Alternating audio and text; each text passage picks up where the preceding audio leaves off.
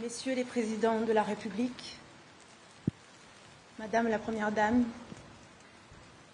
chers invités et chers rescapés, il y a 32 ans, presque jour pour jour, le 5 juin 1994, j'atterrissais à Orly.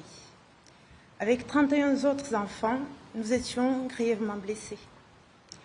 À l'initiative de Médecins du Monde, nous avions été évacués en France afin de recevoir des soins médicaux dont nous avions besoin. Je me souviens que tout me semblait irréel, presque dénué de sens. Ce n'était pas que j'ignorais la chance qui m'était offerte sur le plan médical, mais plutôt que j'étais encore plongée dans ce hors-temps propre au génocide, où la réalité ordinaire peine à retrouver sa place. Je savais seulement que ce que nous venions de traverser nous dépassait. Nous venions de survivre au crime absolu, le génocide perpétré contre les Tutsis. Cette réalité ne pouvait rester confinée au silence. Témoigner relevait presque d'un ultime acte de résistance contre l'oubli et l'effacement auquel nous étions promis. Mais comment témoigner?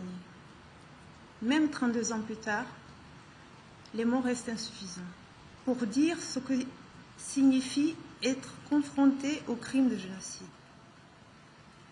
C'est une expérience qui échappe à toute représentation.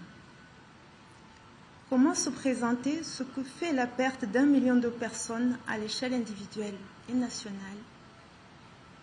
Quel langage pourrais-je trouver pour dire le drame que constitue la perte de 3 générations de ma famille dans le même espace-temps? Ainsi, au contact d'une telle dévastation, les mots se rétrécissent. Ils ne parviennent ni à restituer pleinement la violence que nous avons subie, ni même à mesurer l'étendue de la perte. J'avais 16 ans, je vivais à Kigali avec ma famille, c'était les vacances de Pâques. Nous préparions avec beaucoup de joie le baptême de ma petite nièce Ornella, âgée de 11 mois. Première petite fille de la famille. La cérémonie devait se tenir le dimanche 10 avril. Le 6 avril, je devais me rendre chez ma grande sœur dans le quartier de Nyamirambo afin de m'occuper de ma petite nièce et permettre à ses parents de finaliser les derniers préparatifs du baptême. Mais mon oncle Joseph était de passage chez nous juste pour une nuit. Alors j'ai reporté mon départ le lendemain, afin de pouvoir passer un peu de temps avec lui. Nous l'adorions. Si j'avais été chez ma grande sœur, probablement que je ne serais pas là devant vous. La soirée s'est déroulée normalement. Nous avons dîné, puis nous sommes allés nous coucher. Vers 22h30, la personne qui travaillait à la maison est venue réveiller mes parents pour leur annoncer que l'avion du président Habyarimana venait d'être abattu et que les miliciens Interahamwe érigeaient déjà des barrières aux abords du quartier. Le 7 avril, très tôt, vers 5 h du matin, papa nous demande de quitter la maison familiale parce que ça devient trop dangereux pour nous, pour aller nous cacher avec ma tante et sa famille dans une maison en construction à proximité de leur domicile. Lui et mon oncle Joseph restent à la maison pour la surveiller, pensant sans doute que la situation finirait par se calmer. Quelques heures plus tard, papa sera assassiné devant notre domicile par les militaires de l'armée rwandaise. Mon oncle Joseph parvient à s'enfuir. Nous allons prendre la fuite à notre tour. Et dans la panique, je perds de vue les membres de ma famille. Nous avions tous en tête que la seule chance de survie était de parvenir à gagner une des bases des militaires de l'ONU, la Minoire, située à environ 500 mètres, à l'école technique officielle de Leto. L'école technique officielle Leto. Mais le quartier était sous le contrôle des milices et des militaires de l'armée rwandaise, rendant tout déplacement dangereux. Alors je demande à une famille voisine Hutu de me cacher. Ils refusent. La suivante accepte, mais le lendemain, cette dernière me demande de partir car ma présence représente une menace pour eux. Je tente alors de me diriger vers la base des casques bleus en arrivant sur la route principale menant à l'école de l'Eto. Un des casques bleus posté à l'entrée me fait signe de me dépêcher. Arrivé auprès des militaires, il a fallu finalement négocier pour qu'ils m'autorisent à entrer dans l'école. À partir de ce moment-là, j'ai la certitude que je suis sauvée. Mon inquiétude concerne désormais ma famille, qui finit par arriver également à l'école. Nous n'avons pas de nouvelles de ma grande sœur Yvonne, âgée de 26 ans, et de son mari Laurent, âgé de 36 ans, et leur petite fille, qui habitait dans le quartier de Niamey-Lambeau. Je me rassure en pensant que mon beau-frère, employé au PNUD, pourrait avoir été évacué avec sa famille aux côtés de ses collègues internationaux. Il n'en saura rien. Pendant quelques jours que je passe à l'Eto, nous observons les soldats de l'ONU effectuer des allers-retours, ramenant des civils occidentaux de leur domicile à cette école.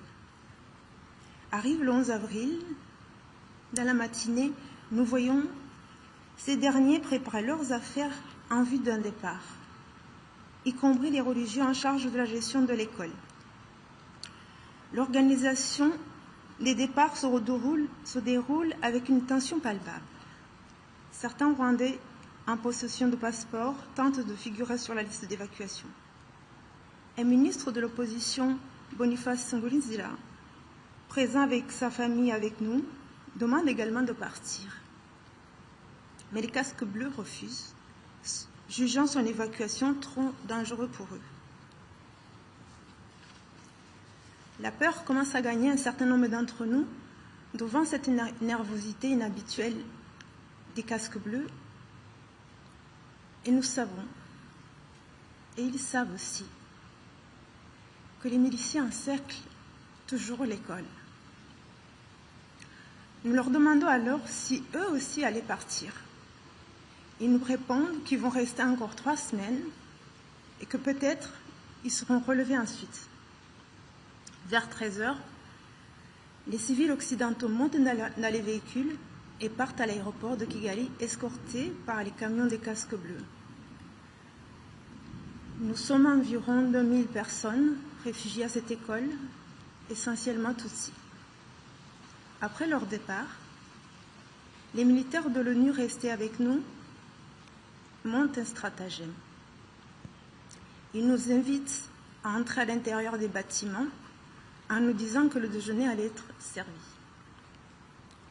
Les gens ont commencé à entrer. Pendant ce temps, les casques bleus chargent leurs camions avec une extrême nervosité. Une jeep militaire arrive à ce moment-là avec 3 militaires français à l'intérieur.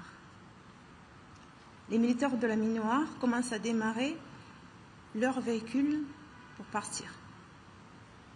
Un moment de panique se crée, les gens crient. D'autres sont dans un état de sidération. Alors, nous nous mettons à travers leurs camions, d'autres s'accrochent au véhicule.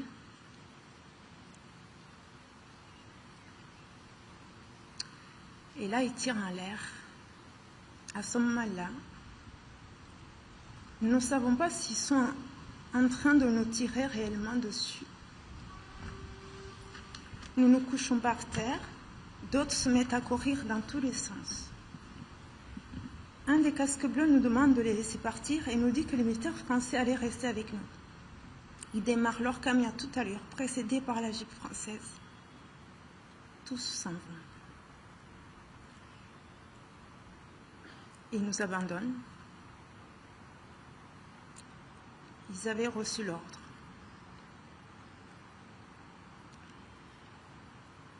Leur seule présence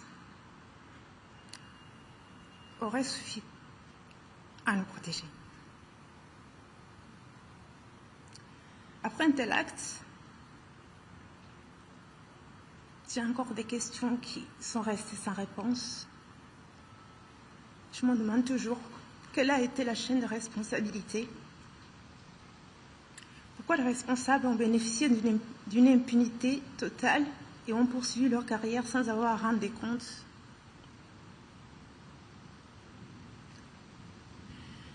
L'instant d'après, les militaires et les miliciens étaient déjà là. Ils nous ont d'abord regroupés près de l'usine de Sonatube, puis nous ont fait marcher jusqu'à un quartier qui s'appelle Nyanza à Kitchukiro. Et là, ils ont fait le travail, comme ils disaient.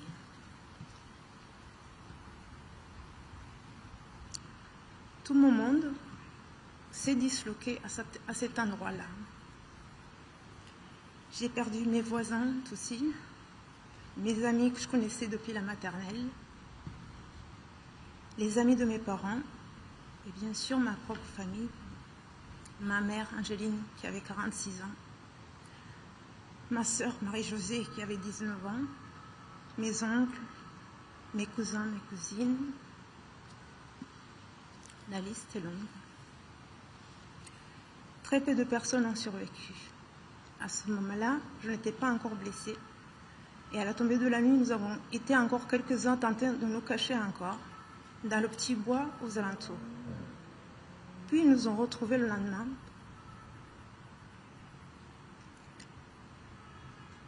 Nous avons été blessés à la machette. Et certains n'ont pas eu la chance de survivre.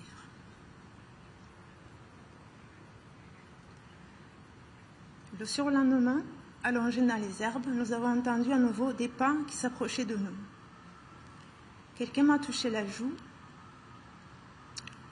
J'ai ouvert les yeux. C'était un soldat du FPR. Ils m'ont transporté d'abord dans une maison située aux alentours. Et un des soldats, prénommé Victor, je crois, est resté quasiment la moitié de l'après-midi à tenter de me nourrir patiemment.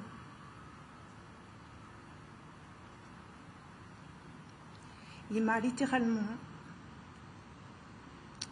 insufflé la vie. Là où moi-même, je ne voulais plus y croire.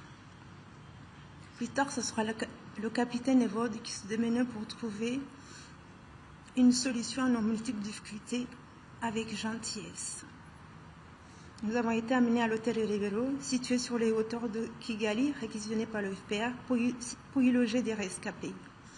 Ils nous ont donné des vêtements propres. Ils nous ont soignés avec les moyens du bord, tout en continuant à se battre contre les génocidaires.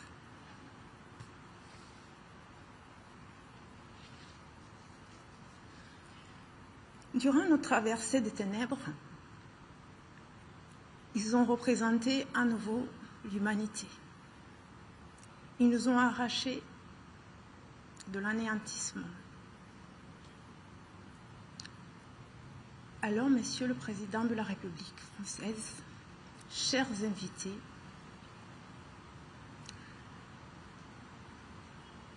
pour la première fois depuis 32 ans, permettez-moi d'exprimer à Monsieur le Président du Rwanda, Paul Kagame, et ses hommes, ma plus profonde reconnaissance.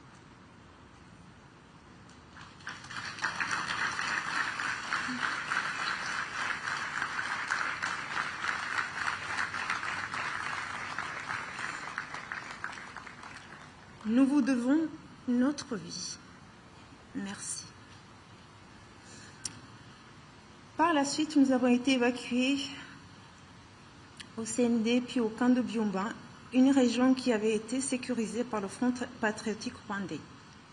J'ai quitté donc cet hôpital début juin, accompagné par le personnel du Médecins du Monde, pour venir me faire soigner en France, dans le sud de la France, accueillie dans une famille d'accueil, devenue ma nouvelle famille. Grâce à elle, j'ai ainsi pu trouver des ressources nécessaires pour me reconstruire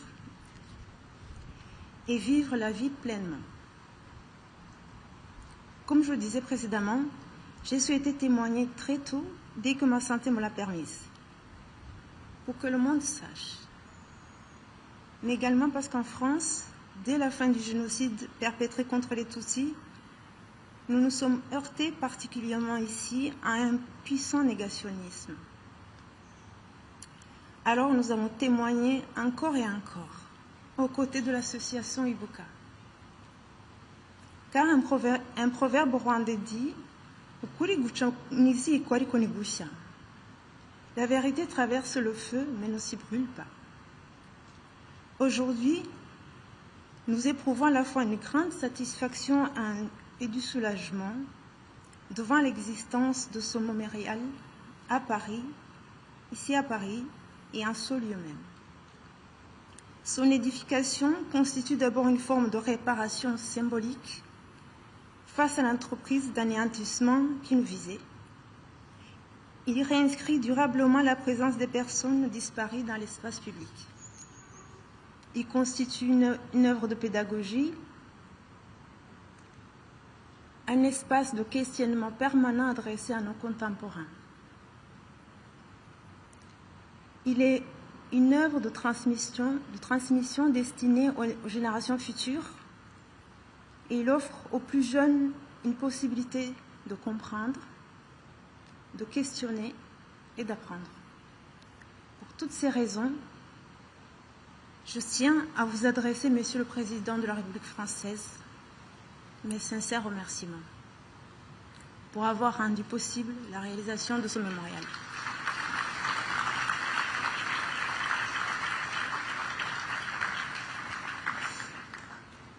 Nous savons également que le chemin de la réparation passe nécessairement par la justice. À cet égard, la condamnation en France de plusieurs responsables de génocide constitue une avancée importante. Toutefois, permettez-moi de formuler ici un vœu. Que les prochains procès relatifs aux crimes commis durant le génocide se déroulent dans les lieux dans lesquels ils ont été commis et devant les principaux concernés. Il est essentiel que les rescapés et les familles des victimes puissent assister, s'ils le souhaitent, au procès des individus poursuivis pour le génocide. Il est difficilement concevable qu'ils se tiennent devant des salles de tribunaux, ici en France parfois presque vides, donnant parfois le sentiment que la justice s'exerce à distance de celles et ceux qui ont subi des crimes jugés. La justice constitue aussi un espace de confrontation entre les faits, les auteurs et les crimes, et les victimes. Et c'est de ces moments-là qu'ils sont privés, si nécessaire, à un travail de deuil. Je vous remercie.